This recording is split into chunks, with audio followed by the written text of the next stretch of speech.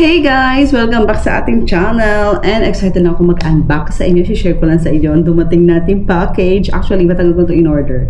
Ito ay late gift for myself. Medyo natagal lang siya kasi sa travel, yung ganyan, and meet up yung schedule ko. And maraming salamat sa ating friendship dyan.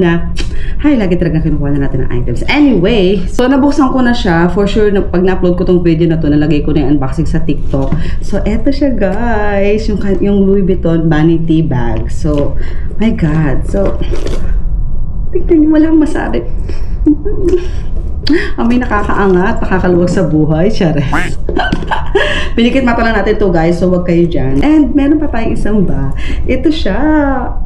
Uy! Pagbigyan nyo na ako, pero so, ito na ating isang bag. So, nagustuhan ko siya kasi hindi ako mahilig sa masyadong malalaking bag. So, yung mga cutie bags, pero spacious bag. Sobrang luwag nito guys sa loob. As in, marami akong malalagay. So, pwede rin shoulder bag, pwede rin siyang body bag. Hindi mo ako mahilig masyado sa body bag, pero carry lang. Kasi ang ganda talaga ng design niya. Oh my God. And again, the smell. Nakakaangat-angat, nakakaluwag. Chares. So, dahil dyan, hindi po tayo kakain ng ilang buwan para dito. Pero, yun nga. Deserve ng self ko to. Deserve mo yan self. Because you did a great job. So, ayun lang. Sabi nga nila, pa may gusto kayong bagay, bilhin nyo na. Sa kanyang pagsisisi. Huy! Anyway, yun lang nga unboxing for today's video.